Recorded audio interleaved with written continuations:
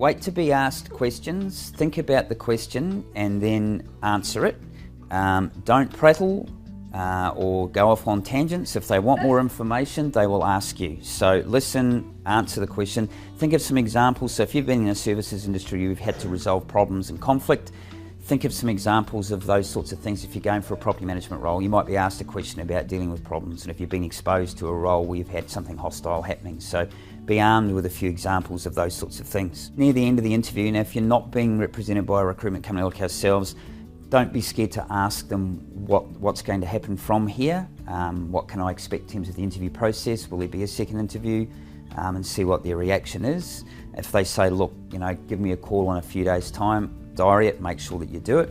There's a difference between stalking an employer and being too lax. Well, it also means you're not going to be a very good estate agent, because if you don't diary to follow up, which is the key thing estate agents need to be with your sales or property management. So some people it's a test. Ring me on Friday the 26th, see if the people ring them. So it's critical you do that.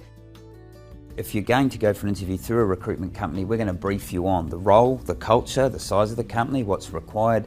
So you've got a lot of information prior to you actually arriving at the interview.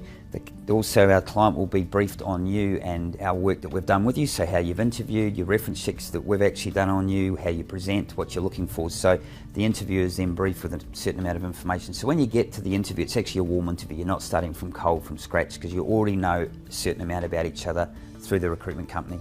Then we are like an agent, because we're dealing with candidate and employer in terms of if that's going to be a good marriage. Well, then we're stepping you through and holding everybody's hand through till you've signed off on an offer and start the role.